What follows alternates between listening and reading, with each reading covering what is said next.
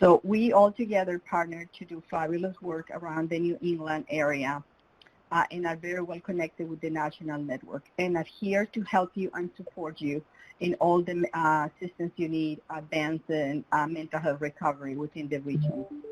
Our mission for the New England Mental Health CTC is to use evidence-based practices to disseminate evidence needs to disseminate practices across the New England region.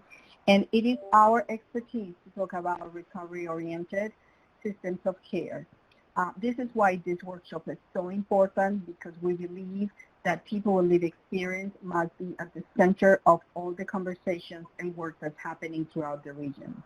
So it is my great honor to introduce your facilitator today, Dr. Anna Florence. Anna Florence is a postdoctoral associate at the Yale Program on Recovery and Community Health. She is a clinical psychologist by trainer, and she is also a Brazilian. So she is, we both share the same South American heritage, different countries, but it is my honor to present her and introduce. She will be introduced the speakers with her today. Please enjoy this fantastic roundtable, and we hope to, that you can join us for the remaining of the session. Okay, Anna, you're on. Thank you very much, Maria. Good afternoon, everyone, and welcome to the first of 3 webinars. This is part of a series called Sharing Our Wisdom, Lived Experience in COVID-19. The Wisdom Project, which I lead, was made possible by a partnership between the Yale Program for Recovery and Community Health and the New England Mental Health Technology Transfer Center. We'll bring you a series of 7 podcasts and 3 webinars where we'll talk about mental health, social justice, equity, and COVID-19. The question that motivated the series is, what can people who have had mental health challenges uniquely offer by virtue of their lived experience of recovery? This entire project was organized and invites people with lived experience with mental health and or substance abuse challenges, and we want to share our wisdom on what has helped us in these difficult COVID-19 times. We'll monitor the chat for questions, and we'll have time for that at the end of our discussion, so please feel free to use that function, and we'll get to as many questions as we can. We really encourage you to engage with us. I'd just like to take a moment to thank a couple of people. First, our program director and the New England MHTTC director, Larry Davidson, for his support, and my colleagues who actually made this work possible. I just want to name a few, and I know I'm leaving some out, but Thomas Wexler, Claire Bien, Pauline Bernard, Kendall Etterberry, Graziella Reese, Karis Myrick, and many others. Without their energy and support, this really wouldn't be possible, so thank you so much. And without further ado, I'd like to introduce our panelists for today's conversation, and this will be a roundtable, so we're pretty much going to have a very fluid conversation, and I hope you guys enjoy that, and that prompts you to ask us questions that we'll be happy to answer. So first, I'd like to introduce Leslie Nelson, who works at the Howard Center, a community mental health agency in Burlington, Vermont, where she supervises the START program, which is Howard Center's community-based peer support team. She is also, I should add, one of the leading experts in open dialogue and dialogic practices in the United States, where she practices in a peer role. We're so happy to have you, Leslie. I'd also like to introduce Claire Bien. She is a research associate at the Yale Program for Recovery and Community Health. She's a mental health advocate and educator, and she's an author. Her memoir, Hearing Voices, Living Fully, was published in 2016. Claire facilitates 2 Hearing Voices network support groups in New Haven, and she's a member of the board of directors of the Hearing Voices Network USA. And our third guest, Rebecca Miller, is a clinical psychologist and associate professor at the Yale School of Medicine, Department of Psychiatry. She also serves as director of peer support at Connecticut Mental Health Center, using her lived experience with mental illness and early onset Parkinson's disease to inform her work. Thank you for joining us. I'm very happy to have you. I just wanted to maybe get us started with a question. Since we're talking about mental health, lived experience, and COVID-19, I wanted to get us started with in what ways do you think your experiences with COVID-19 are somehow similar to the other mental health experiences that you've had in the past? I wonder, Claire, if you'd like to start us on this question. Sure. Yes. I think the greatest parallels are the uncertainty, the tremendous feeling of loss of control and paranoia, because we don't know, we're fighting an invisible enemy, and the people in our lives may also, because they can be carriers, be our enemies, and also not knowing when it's going to end or whether it's going to end. And all of those conditions were part and parcel of my experience, my frame of mind, really my life, when I first started hearing negative voices external to myself, when I knew it wasn't Claire's own self-flagellation, but really seemed to be coming from outside. And there's, I've recently, about 3 years ago, begun to practice a Buddhist meditation practice, and there's a prayer called the Metta Prayer, which we direct toward ourselves and to others that we know and to those we don't know. And it's first, may I be happy, may I be healthy, may I be safe, may I be peaceful and at ease. And none of those conditions applied when I was actively hearing negative voices, and in many respects, those conditions don't apply to most of us from time to time. That's so interesting, Claire, and thanks for sharing some of your experiences with hearing voices. And you touched on something that I think really makes our webinar today very relevant. Some of these feelings that we're now all experiencing due to COVID are feelings and experiences that people who have had mental health challenges in the past are sometimes very used to, such as fear, paranoia, isolation, not being able to choose where you go. So many of us have lived through that. And I wonder, Leslie, if you'd like to jump in and comment on that and how you think that maybe your past experiences parallel somehow the COVID-19 situation, and how we can think of this that would be in a helpful way for folks. Hi, thank you so much for inviting me into this conversation. It feels big, and when I sometimes wonder why I say yes to these things, but having said that, it's really, really fabulous to be invited.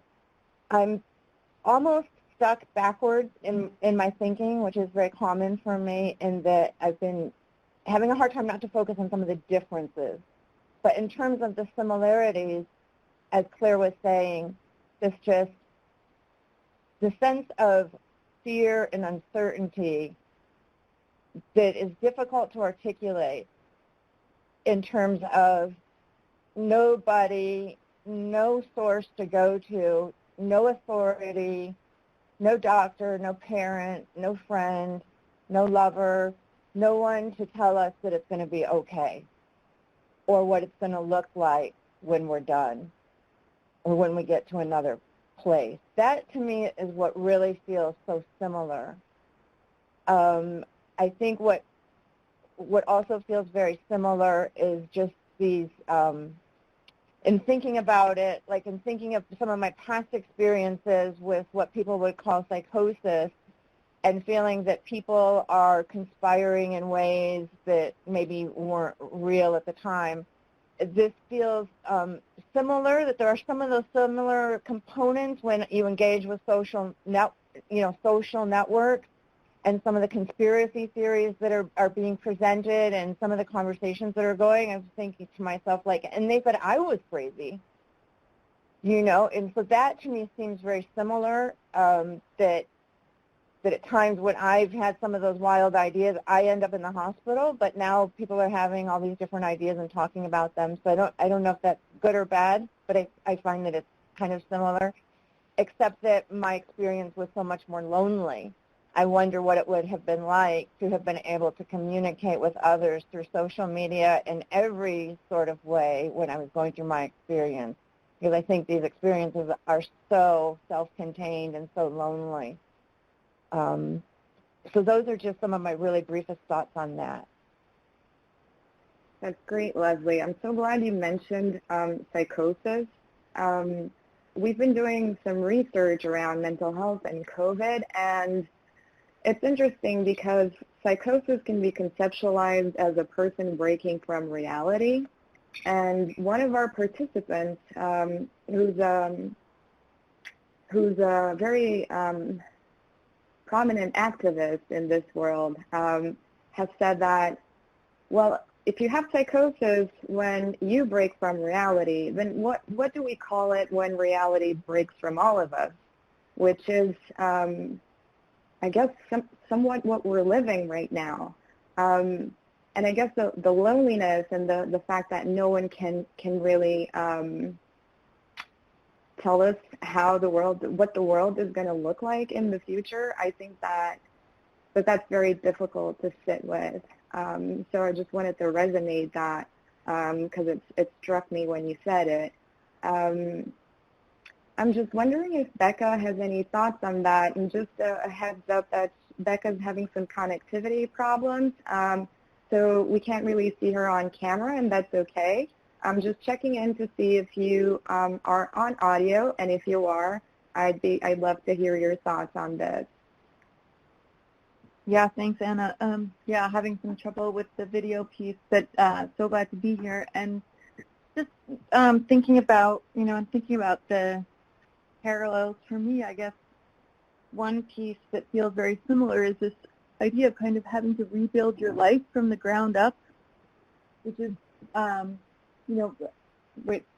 it's sort of happening very abruptly, going on lockdown for COVID, and then kind of having to, reconfigure my life with this new scenario, and that very much felt similar to, trying to come out of my own experience with mental illness and kind of figure out my place in the world and what I wanted to make of it. So in that way, there's definitely a parallel. Also, just relating to what Claire and Leslie said about the disorientation of it, felt very similar. And then kind of using some of the same,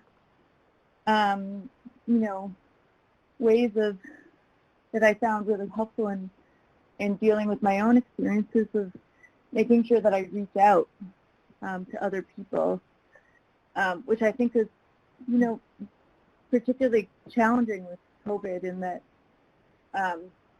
we were so distant and not kind of allowed to do that. So, but making sure that I didn't just wait for other people to reach out to me, but that I actively did that myself. I'm glad you said that. I think one of the maybe paradoxes of this whole thing is that we have so much technology to connect us, but that can also be very overwhelming. I'm sure you and everyone in the audience is probably experiencing having days where you have back-to-back Zoom meetings and you're connected all the time, and yet it feels very lonely still. So this paradox is a little hard to deal with. The way I've been experiencing all of this is I feel like I react in waves. So sometimes I'm okay and it looks like I got this, and then suddenly I get overcome with fear, insomnia, hopelessness that, what is the world going to look like, or this is never going to end, like Leslie put it, and kind of thinking that we'll never pull through, and it's very unpredictable when these waves are going to happen. At least it's been like that for me. I'm curious to know what were some of your reactions to the initial news about COVID, and then whether that changed and how it sank in over time. And I remember a conversation that I had with a colleague at work when we started hearing about COVID. We were both in the restroom washing our hands, and I told her, yeah, I don't think this is going to be a big deal, but I'm going to wash my hands anyway. And she told me the same thing. Yeah, this is nothing. It'll pass. It'll be like the other ones. And now here we are. So I was just wondering, what were the reactions that you had when it first hit, and how has it changed and sank in over time? Leslie, did you like to start? Sure. I think, yeah, I was similar when I first started hearing of this in terms of like, I didn't, and so maybe that's again similar to some of these other experiences that we're talking about. Like I couldn't comprehend it in any sort of way. I couldn't comprehend what it was. I couldn't comprehend what it looked like. I couldn't comprehend how to hold it, treat it, get rid of it, embrace it, any of that. And I too had a bit of a dismissive thought, like, eh. And then as it started to settle in for me, it's been so different, as you were saying, ups and downs. There's times where I almost forget about it, and then there's times where I'm like so overcome with sadness for the lives that have been lost and the way that they're being lost, and the isolation of, I wouldn't suggest that being involuntarily hospitalized in a psychiatric unit could be anything like being treated for this horrible illness and in this time and this age, but yet that not being able to have your people with you when you're going through something so intense is just so overwhelming for me, and I'm sure for other people, and feeling so much like, I think that as time goes on, I feel worse. It feels more overwhelming and heavier to me. It just doesn't feel like it's resolving as quickly as I had imagined it might in my mind. And I've been talking to others about wanting to return to the office and things like this, and I in my mind's eye, the return to the office is going to be without masks and without worrying about everything and hugs, and so and then I have to remind myself that that's not true, that that's not what it's going to look like. So in those ways, it kind of keeps settling in deeper and deeper and deeper, where initially it's almost been a semi-dissociative distancing, but it just, as it continues, it feels deeper and deeper for me. That's interesting. I think one thing that we've been learning with the research that we're doing is how this affects people in completely different ways, and how do we accommodate all these different experiences, especially for providers that might be on the call, or clinicians, or systems of care that are going to have to deal with this public health emergency, how to accommodate and appropriately respond to these various different experiences with this. I wanted to, something that you mentioned resonated a lot with me. I think that it's been very difficult to generate meaning around this. What is happening? How are we going to talk about this? How are we going to frame it? And I think in part, there's already some attempt to generate meaning, especially when it relates to mental health. And I think it's also part of our work to maybe question that quick narrative that emerged, saying that there's going to be some kind of an epidemic of mental illness following this global pandemic. I would like to think about things differently, especially systems of care are already very much to capacity, and I wonder what will happen if now we're going to call everyone mentally ill because we're reacting to what's happening in our environment. So one of the reasons to bring this conversation to the audience is also to try to generate maybe different types of meaning that people can use in their, whether it's in their clinical practice, whether it's in their daily life, so we can counter that narrative that we're all going to be mentally ill, and I use that on quotes.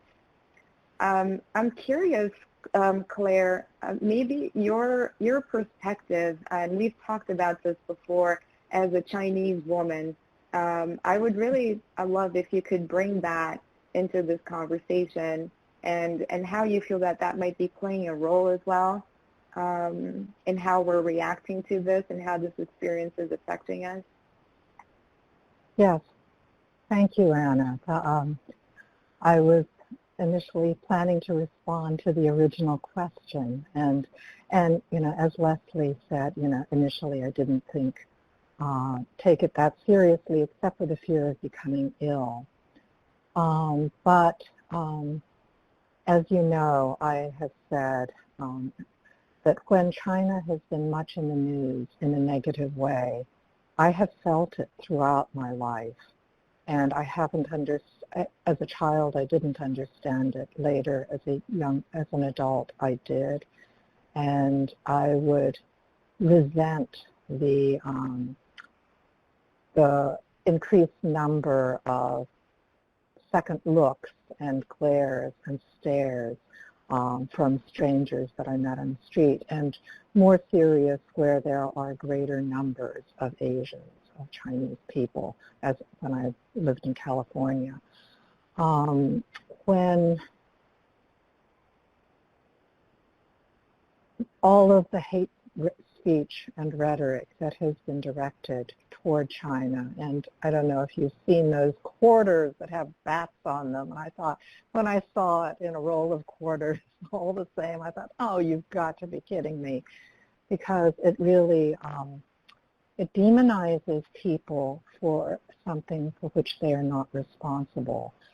And I think it's that feeling of complete loss of control. It doesn't matter how well I behave. It doesn't matter how good I am. I will be condemned for something that I'm not, or that simply is beyond my control. And that feeling is similar to the feelings that I had during my first extended departure from shared experience, and that lasted about 1.5 years, where people were saying mean things about me. I had spent a couple of years sort of moving inward because I was pretty unhappy, and I stayed in that place of self-isolation. And I was married, you know, and I had friends, but really distancing myself from people who caused me distress. And so I just said, oh, well, you know, you can't do anything about it.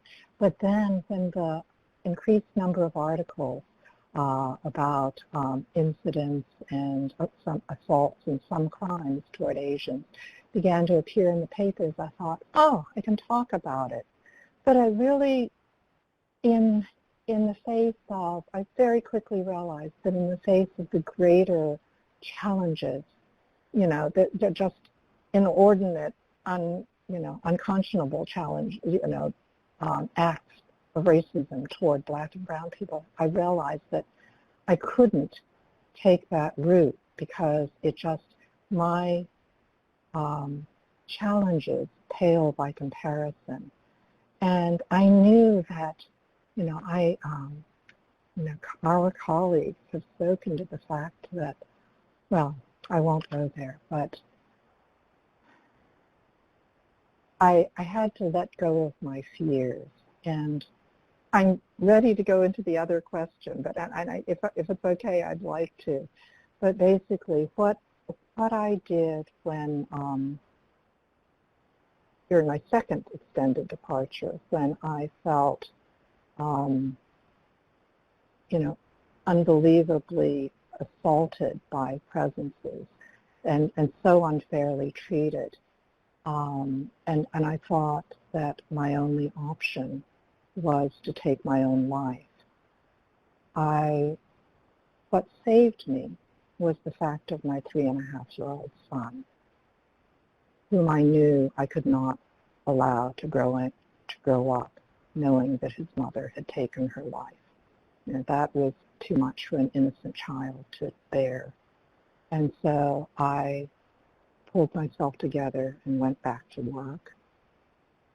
And I have learned that my survival really depends upon looking outward, to looking at the ways in which I can use my experience to help those who don't have the resources I was born with and grew up with.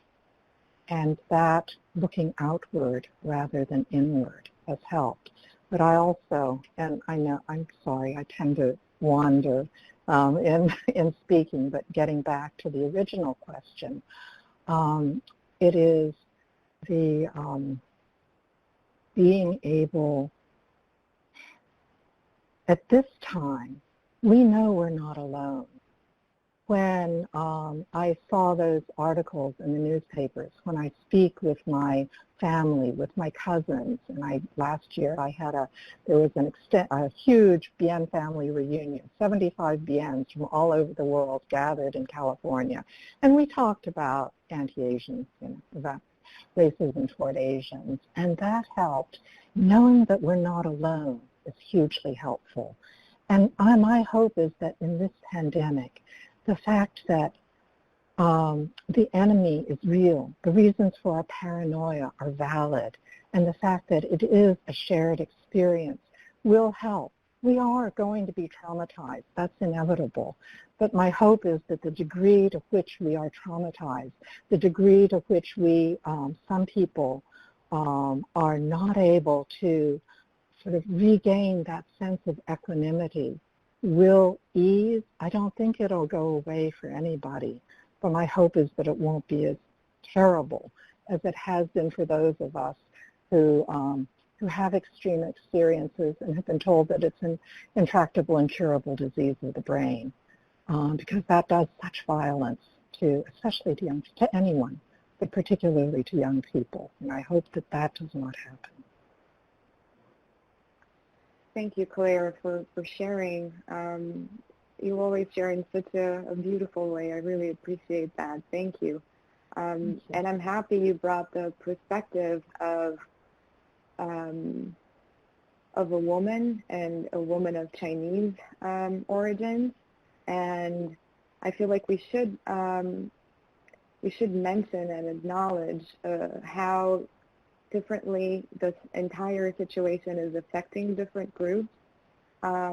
We know now that Latinos and persons of color, African American and Black folks are being disproportionately affected by this pandemic. We also know that a lot of the suffering that people are experiencing right now are related to losing jobs, to losing income, to not being able to provide for your own family, to have a complete shift in how you see yourself and how you see yourself in the world, and struggling with food insecurity, poverty, and so many other social determinants of our mental health.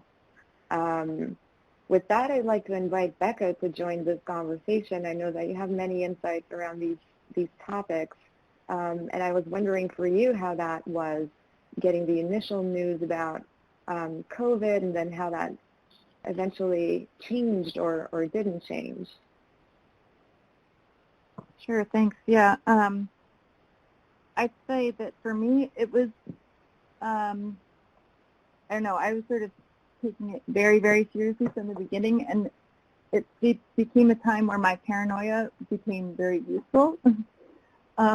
and was rewarded in a way that I'm not sure if it's a good thing or a bad thing necessarily, but it was definitely a useful tool and in helping me prepare and gather some of my kind of psychological resources to deal with it. And it's interesting, I've heard that similarly people with OCD feel kind of like now you understand what I've been dealing with, it, what I've been going through. That they're kind of that all people are sort of approaching the world in a more similar way that they're approached now. So I think that helped me in a way, and then also just sort of the idea of that there's so much I've made it through already that I can make it through this too, though at the same time, also still being really scared that will this send me back into, a very, very dark place, or, will it upend my life in some psychological ways has happened in the past. So, similarly to Claire, having a younger child, I have a 7-year-old and a single parent, and so that was sort of, on the one hand, it's a reason that I got to get out of bed in the morning and got to make sure I kind of keep things together. So those are some of my experiences. I think also just thinking about the mental illness epidemic piece, just hoping, similar to what you said, Anna, is hoping that it doesn't become a kind of reason to put people on psychiatric drugs and involve people in the mental health system in a way that's not, for the best, meaning that not to minimize people's distress and real struggles at this time, but also that, as I think Claire was saying, that the devastating effects of being diagnosed with a mental illness, and that right now this is a normal, expected reaction to extremely stressful circumstances. Like, this is once in a 100-year event. This is, as I like to say, I'm figuring this out. This is my first pandemic. So, just that sense that we are all in this together and all trying to figure it out at the same time. I've seen some really nice writings of, therapists and folks in the mental health field saying that this has kind of been a leveling factor in the power differential between therapists and clients, and that, folks have remarked upon how their patients are now asking them how they're doing, and therapists are more open to self-disclosing about their own experiences with this, and I think that's a really positive development. Absolutely, and thanks for touching on that, Becca. I do feel like we have to be ready to respond in a different way to these stresses, and I think this is what this conversation is about too, that there are many other ways to respond to this. I wonder, Leslie, if you had thoughts about this that you wanted to share with us. I could use a more specific prompt. Sure. So threw it back at you. That's okay. We were talking about how things changed, right, since it started to where it ended, and then we moved from there to ways that we can potentially respond to this collectively rather than maybe offering diagnoses and psychiatric drugs, right? What would be the other ways that we might react? I'm obviously thinking about the work that you do because that's such a different way of reacting and of supporting people. And I wonder if this is a time where dialogue and perhaps dialogic practices can be very helpful. I wonder if you had thoughts about that. And if you don't, that's okay, and we can move on. But feel free to jump in. Well, I always love to talk about dialogical work and practice, so I will take a moment. Absolutely, what I think is such a great opportunity for us to really see right now in this moment and through this experience is that perhaps a lot of these things that we call symptoms are what some of us have been saying they are for a long time, reactions to real life events and or experiences. You know, maybe sometimes perceptually magnified, maybe sometimes communicated through metaphor and so on and so forth, but we've been, more and more of us have been talking so much about, especially that perhaps in psychosis, that perhaps there is a underlying theme of experiencing traumatic events in one's life, and that sometimes perhaps this is the language that's available to articulate such horrible and or absurd and bizarre experiences. So I think that's what's kind of exciting about this moment is maybe it is a moment to really, really focus on that maybe if all the people that currently are not diagnosed as living with mental illness are feeling fearful and are feeling protective and are feeling worried that they might catch it or that somebody they love, whatever, or all of that stuff that sometimes goes into a diagnosis, perhaps we can open our ways of understanding and accepting each other a little more, that perhaps it's true some of these things are reactions to life experiences. That would be my hope. Yeah, thanks so much, Leslie. I think it's a very good way to approach this, certainly better than offering diagnosis, describing symptoms, as that may not be very helpful for us. I'm looking at the chat and just wanted to acknowledge that we have people from all over the U.S. And I think I saw someone from Canada. Yes, we have someone from Canada as well, from Texas, Florida, and from Vermont, of course. So I just want to thank everyone in the audience for joining this wonderful conversation, and to also acknowledge and mention that already some of what we shared is resonating with folks who are listening to us. And glad to see you, Becca. Glad to see your camera is working. So I just wanted to say and acknowledge that this is already resonating with folks who are listening, and the importance of children in keeping us focused and centered and looking for and providing meaning to our lives. So thank you so much for sharing this on the chat, and we can definitely discuss that more during our Q&A. I would love to get into these questions a little bit more. So I just wanted to acknowledge and thank you for sharing. So if I can go for our next question.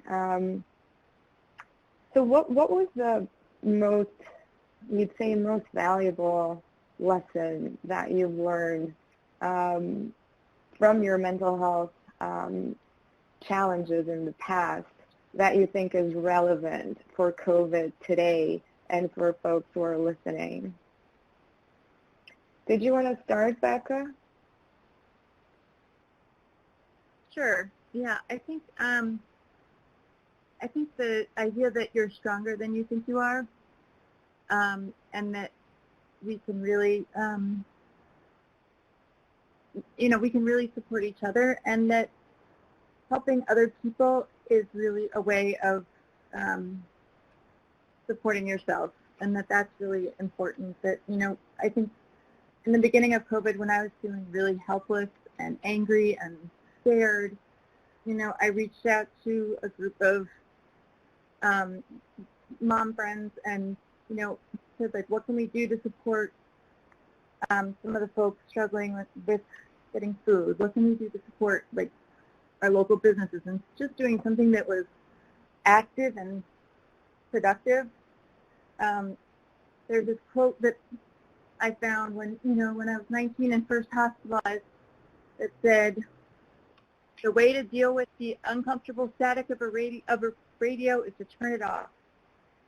Right? That you need to do something to change your environment, and that I think when I was first really struggling with, psychosis, extreme states, trying to manage my reality, that wasn't something that felt like I could affect change in my environment. And then to just feel like I could do something, make a change, like have an effect, was something that I had to kind of actively learn again. And then it's been just a tool to get me out of my own head in a lot of different circumstances. Yeah, that makes a lot of sense. Thanks, Becca. I wonder for Leslie, what do you think are the lessons that came from your lived experience and that you realize now are very relevant to the times we're living in?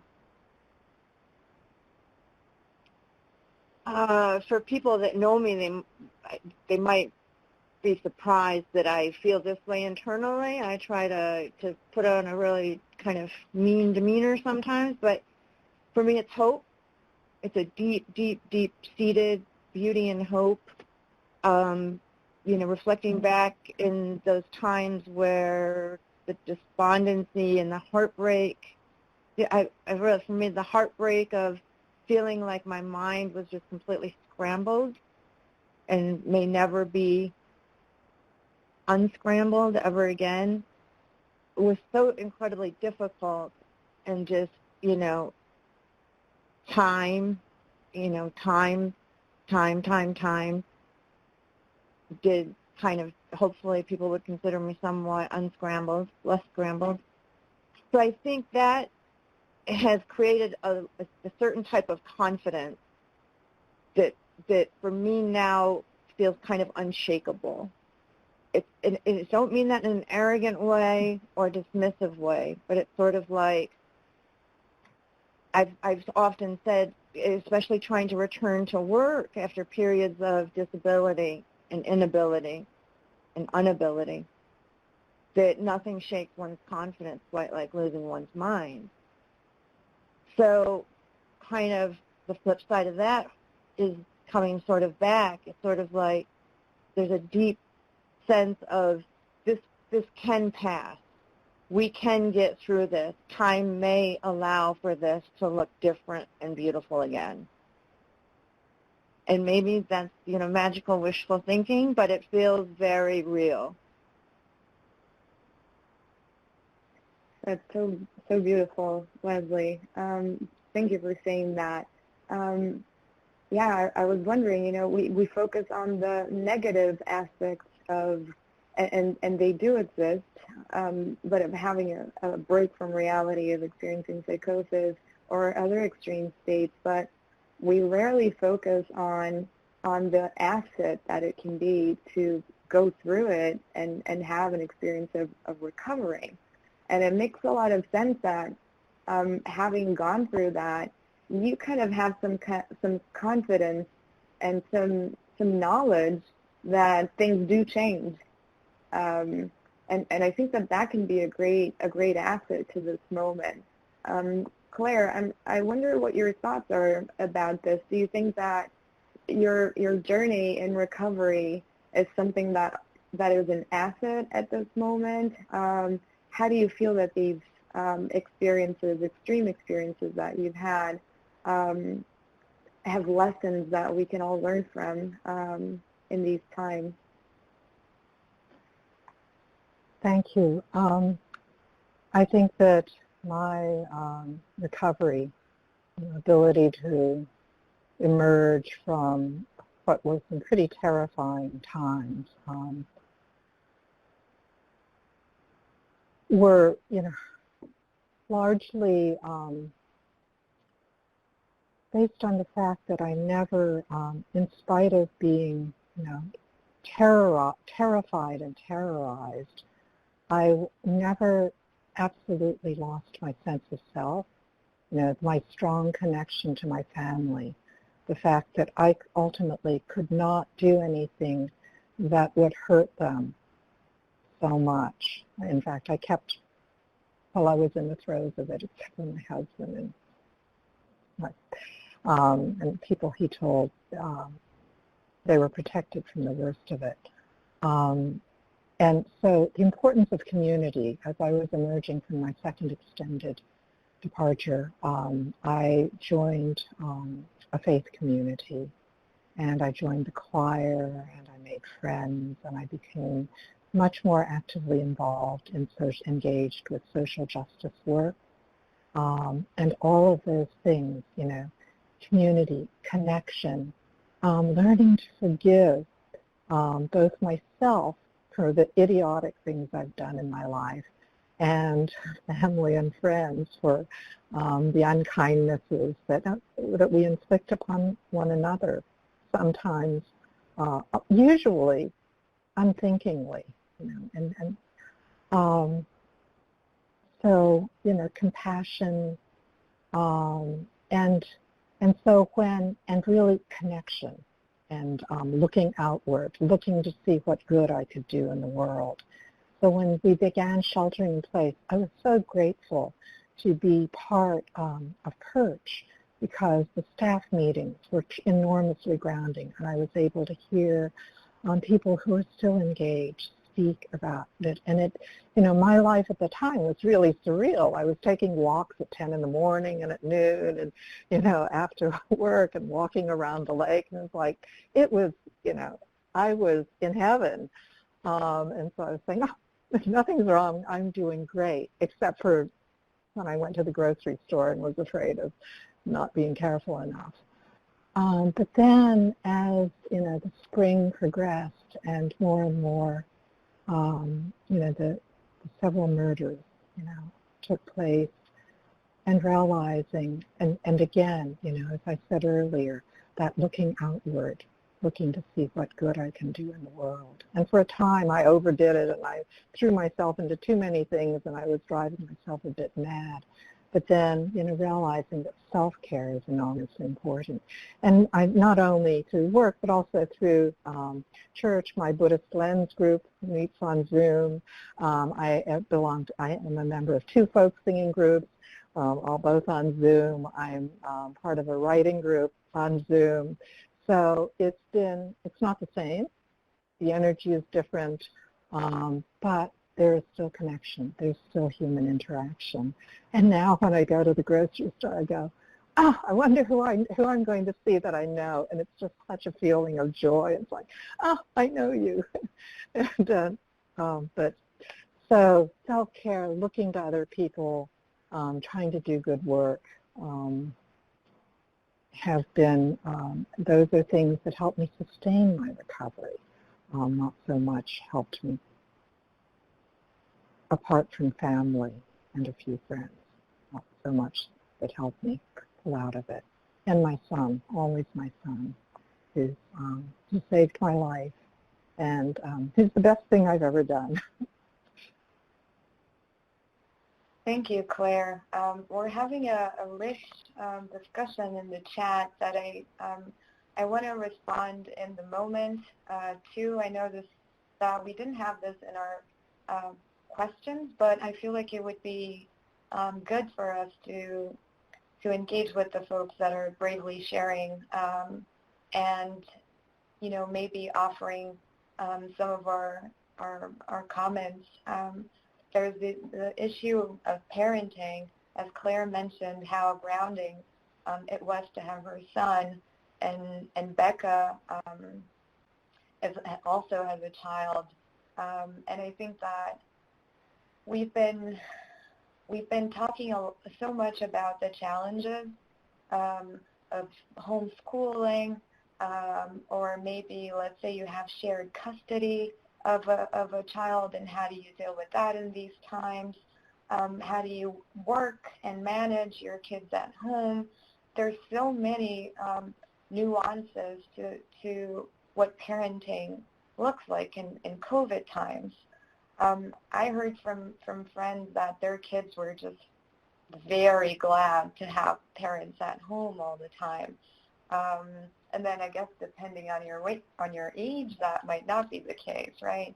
And so again, with so many different possibilities of experiencing parenthood and relationship with children. So I think that here in the chat, someone really resonated with what Claire said about the fact that her son, that you understand that your son saved your life in that moment, and how important and grounding that is. I wonder if you'd be willing to take this topic that's happening in the chat and kind of, so we could make an effort together to respond to that. I wonder, Becca, if you wanted to start, do you have any thoughts on that, or things that you'd like to comment about what's being said in the chat? Yeah, I saw Kelly, Kelly, you commenting on the parent guilt and how that has really increased with the quarantine or lockdown, and I just relate so much to that. It's really, really hard to, try and be everything to your kid, and all of a sudden you're thrown together all the time, and, for me it's just me and her, and she's 7 and she wants to be with other kids, and honestly, I want to be with other adults. So it's a real challenge. And then just finding our way together in a new kind of relationship where, me being forgiving of myself and compassionate to myself about, that we're doing the best we can, and trying to use it as opportunities to, just know her better. I mean, we were used to being on a schedule where, she's dropped off at school at 8:30, I'm at work, and then I pick her up at 5:30. Like, we were apart most of the day, and so all of a sudden to be thrown together. And I think one of the things that I saw previously in the chat was someone saying about, grieving for our past, for our life having totally changed, and our old way of living being gone. And I think naming it was really important for me. There was an article that I think came out in Harvard Business Review or something that was like, that feeling that you're feeling, it's called grief. And that was something that really was so useful for me, and just like being able to, put some kind of identification on it. And then, and so ended up having a conversation with my daughter about, hey, we're just trying to figure this out together, and that was really helpful, and trying to name it with her and talking about the changes. And then, just giving each other, giving myself a break and giving her a break about, this is a very different situation, and kind of we're both doing the best we can. So trying to forgive myself, when I lose my temper and yell, and trying to just know that it's not about the rupture, it's about the repair. It's not just, we're all going to have those moments of that we can come back together and kind of do the repair work. That's what really matters. Yeah, that's wonderful. Thank you, Becca. I think you touched on some very important points, like naming or creating language for this experience is so crucial. And I know that, Leslie, a big part of dialogic work is generating language for situations that we can't still find a way to communicate about. And of course, there are many levels of dialogue. We have dialogue within ourselves. Because we have many voices within us. We have dialogue with others, from our family, and then we have broader dialogues in society. I'm wondering if you'd have thoughts, dialogical thoughts around, there's Cece. Great to see you. And this is pretty much how our life has been, right? I mean, you have to work, and then your kid is there, and then you invite them to join. And I'm so glad Cece's joining us too. And we just have to adapt, I guess, to these new things. I was just wondering, Leslie, if you could add to that piece of not having language and the importance of naming things just because of your incredible experience with dialogic work.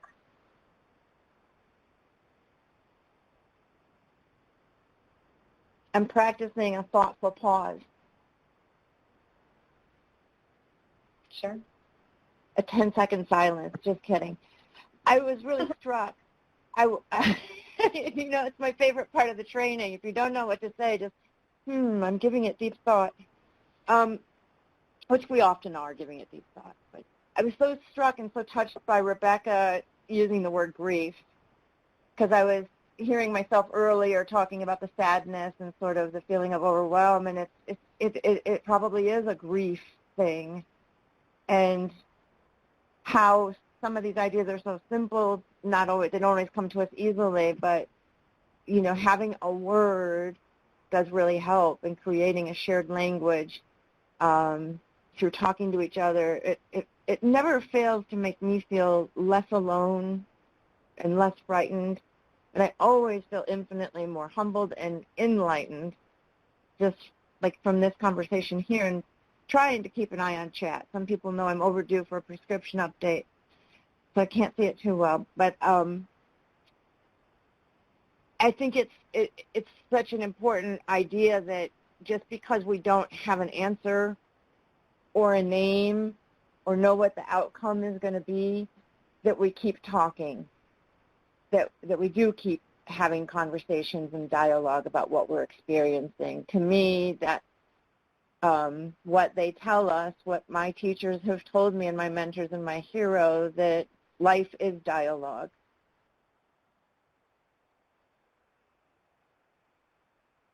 That's amazing. Thank you, Leslie.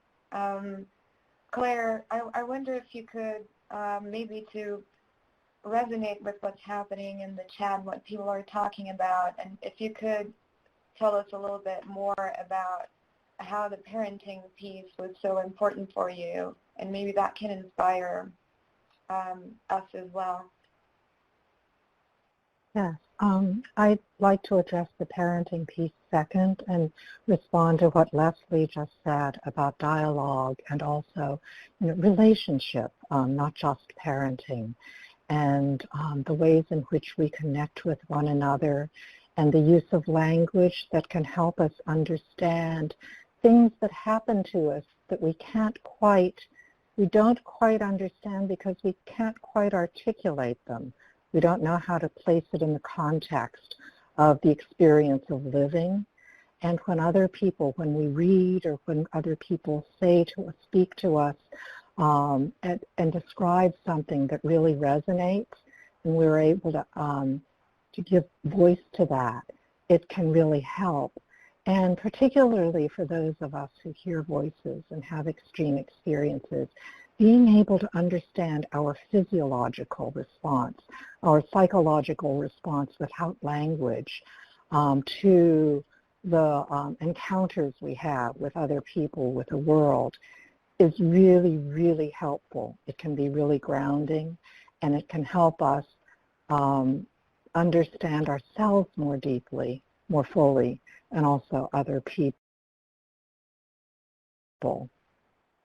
And, and in terms of the parenting piece, so my main job at Perch is supporting the work of the International Recovery and Citizenship Collective, which holds an annual symposium each year. And the work of Michael Rowe, the citizenship work of Michael Rowe, has been enormously resonant with my understanding of the reasons for my luck in basically having had a career. I emerged from my 3 extended departures of longer than a year and a half from shared experience, relatively unscathed, and I didn't talk about it. I kept silence for 26 years. And that was because I had a good family, and because the 5 R's, rights, responsibilities, roles, resources, and relationships, plus a sense of belonging within a community of choice or origin. And for me, happily both. I feel that the degree to which we do or do not have full possession of the 5 R's, plus that sense of belonging, really inform the ways in which we are to engage in the world, we are able to engage with the world. And I'm straying from the main point, sorry. But it really was responsibility. When I almost jumped from the 15th floor balcony of the downtown office building where I worked, because the voices and the thing that seemed to possess me was so terrible that I couldn't bear it anymore. And I thought that I could not go to the hospital because I did not want to go on medication for the rest of my life. And I've been unmedicated for 34 of the past 36 years. And so I pulled myself away from the balcony and resolved to take care of my son. And assuming responsibility for myself, first and foremost, and also for my son, changed everything. And I do want to speak a moment to the spiritual aspect of that. For the decade and a half that I'd been longer, almost 2 decades, that I'd been flirting with the idea of suicide, I stayed in a dark place. And when I said, by golly, Claire, you have to make the best of it. You just have to live and do whatever is necessary to be a good mom, something changed. And I don't know what it was. I call it that which we know or believe to be God. And various people will have different understandings of that phenomenon. But it was the combination of responsibility, family, community, and really just continuing to live a life that helped change things for me. Thank you, Claire. I'm always very moved when you share. And again, I am, and thank you for offering your brilliant insights about how we do recover. I'm always so inspired by you, by your story, and by how generous you are with your sharing.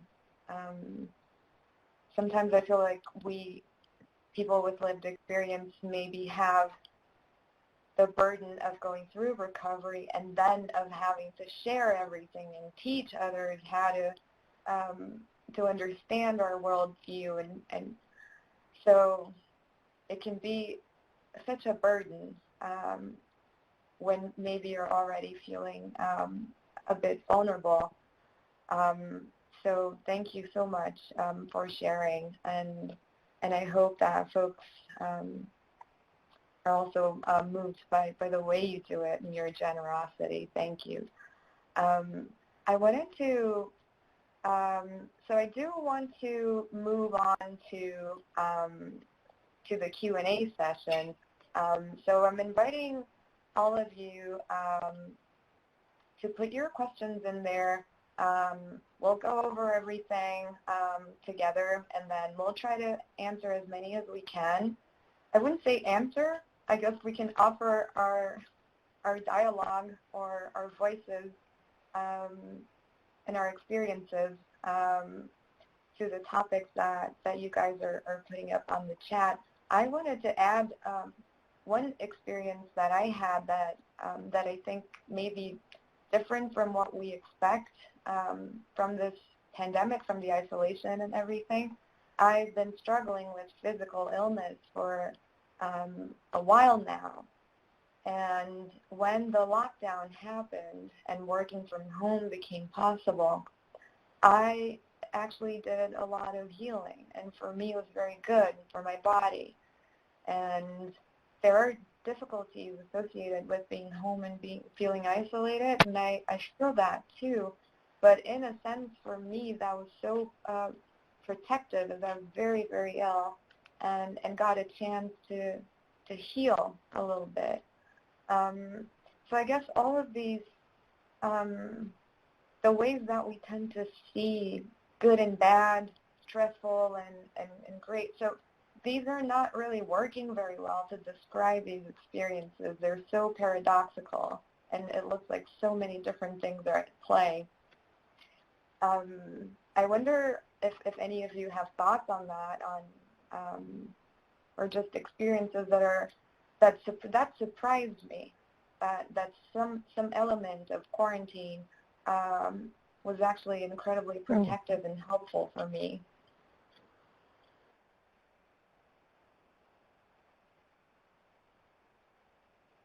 Feel free to jump in, Claire, Leslie, Becca, and I'm going to look over the chat, and while we discuss, I'll go over a couple of questions. I was going to say that for me, the order to shelter in place was like a dream come true. People, ever since I was a younger person, it was like if I could live my entire life in bed, not sleeping, just like totally functioning, like could I have, it just, it's kind of been very perfect for me, kind of my ideal world. So, and I, as much as I love and live for dialogue and connection and being with people, I also have always been incredibly content by myself.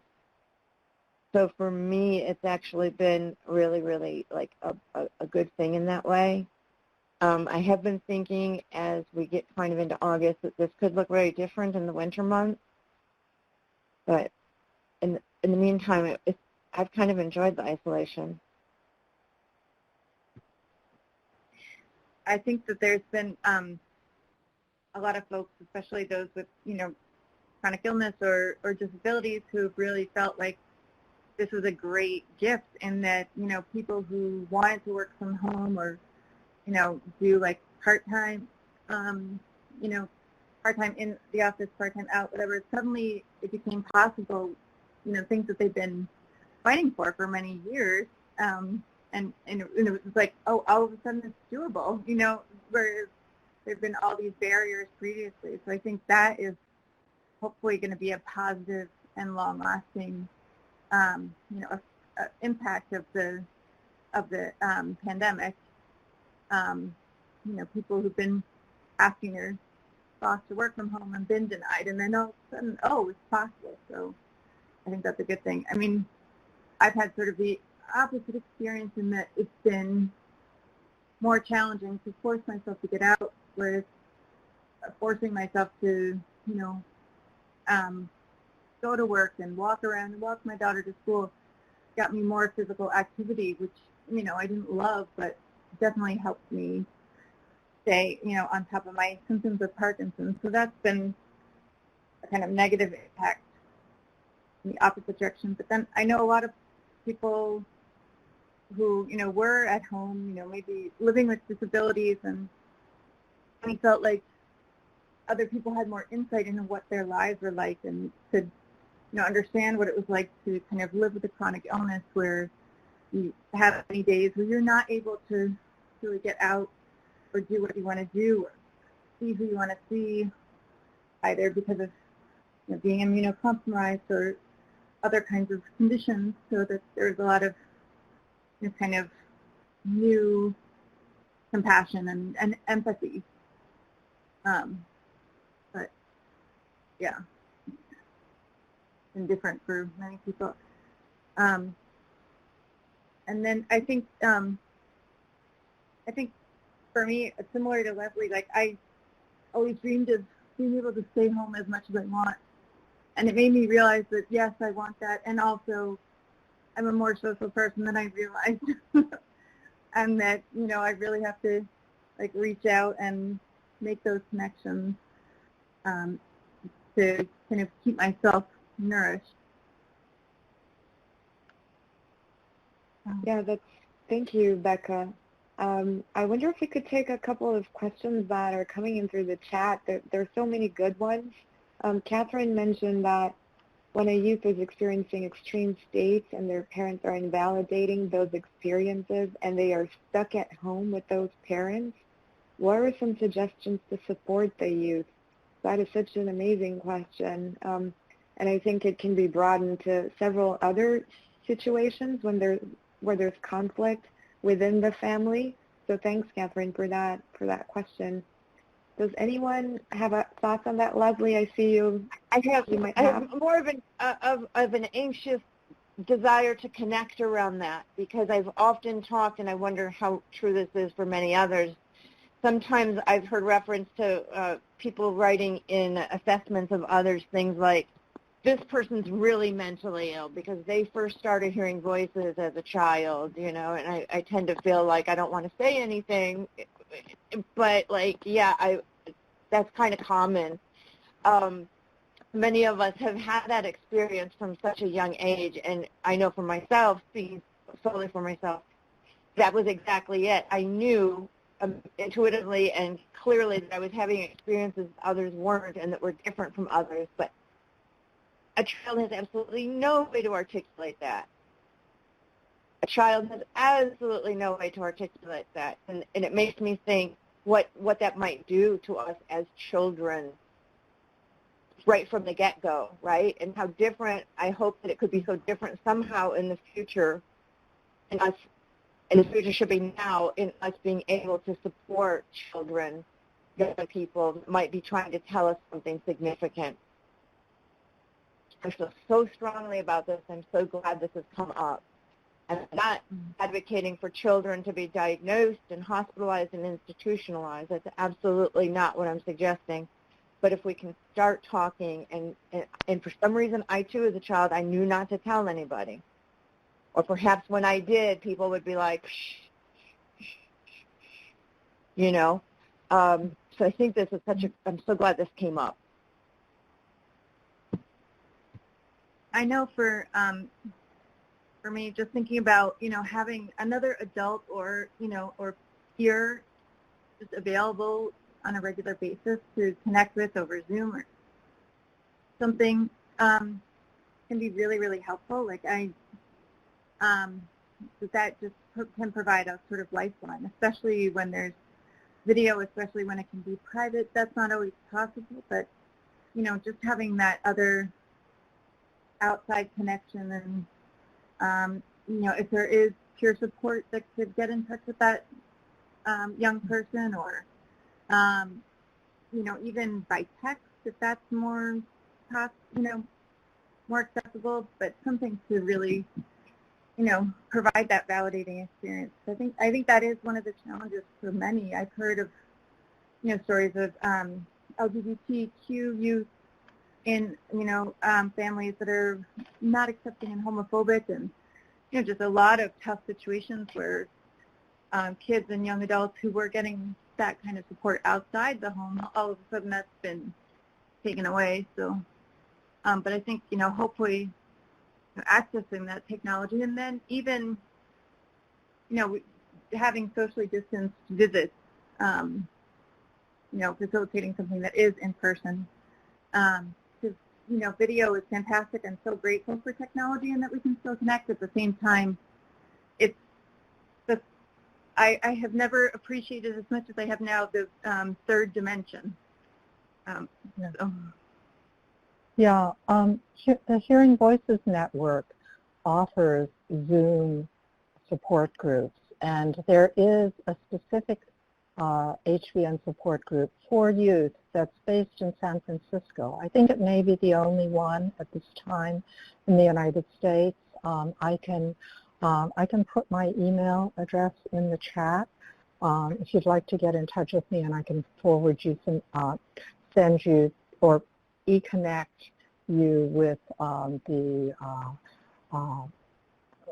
one of my fellow HVN USA board members. Also, there are other support groups not specifically geared for youth, but which, if the adolescent is 16 or older, they can participate in any HVN support group. So I'll type my email address, and if you get in touch with me, I can direct you toward a couple of different resources. The support group that I co-facilitate, it meets on Monday afternoons, but there are some others. Not every support group is for every person because of the dynamics of the the people who have been there, and but. Thank you, Claire. This is such an important question. So, and thank you for putting your email there. And Cherie is also, Cherie is incredibly knowledgeable about resources, especially in Connecticut, and she's putting things in the chat. So make sure that you check that in case there are any supports there that can be helpful. And thank you so much, Cherie, for participating very actively and also supporting us and the people who are joining us today. I think we have time for a couple more questions. There was a question from Anna. Well, I guess it's more a comment that many folks were anticipating mental health crisis and epidemic of relapses. It has forced our industries to have a more person-centered approach to find better ways to meet people where they're at, and that's a great point. I wonder if that's happening, if people are feeling that they're being met in that way, and if we have been able, or if systems have been responsive to individual needs. I'm just wondering with that. Those are the things this comment has made me think about. Did any, Claire, Leslie, or Becca had thoughts on that? I'll jump in. I think one interesting thing is sort of the opposite, but I've heard from at least a couple people about them discovering that they don't need services as much as they thought they did. So they, weren't getting the telehealth services that they wanted. They weren't getting as much contact as they wanted, and they discovered that, hey, wait, I don't actually need that as much help as I thought I did, and I have a lot of strengths, and I can sort of rethinking their relationship with the mental health system, whereas before they had felt much more dependent. So it sort of has led them to realize that. So I think that's a real positive outcome there. I mean, not exactly how you want it to happen, but I think that, it ended up having that outcome.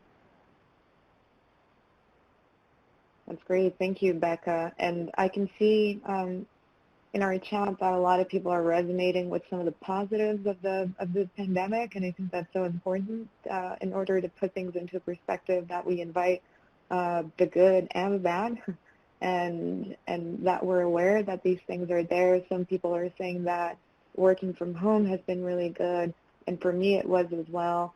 And I know that other people might experience that differently, so I'm very happy to see that a lot of what we're talking about is resonating with the folks who are joining us today. I'm mindful of time, and so I wanted to start slowly wrapping up. First, I wanted to say I'm so grateful for all of you who took time to join us today, and I really hope that that this was helpful. I also I would like to thank so much the presenters or the panelists that joined us. Again, the power of sharing your story to me is so great, and you've done that in such a generous way. And I think, well, at least for me, it's been very helpful to hear from others, and it helps me create language to talk about my experiences and engage with others. So I hope that for those who joined today, that this was an experience of shared language and of dialogue, and I hope that our voices can become voices for you as well. Feel free to reach out to us.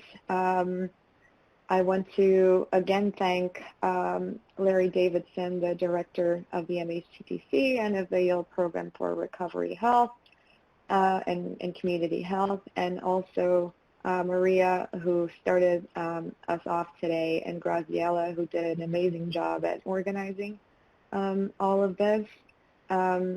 So Claire, Leslie, Becca, thank you so very much for joining us today.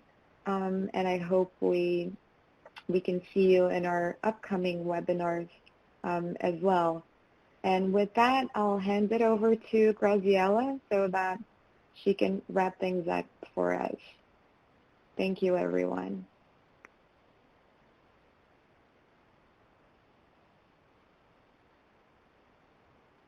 I think we had a couple of slides that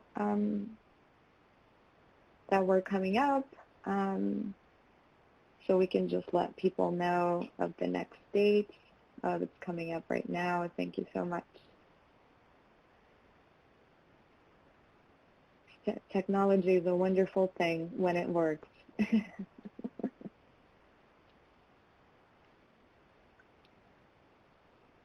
Wonderful.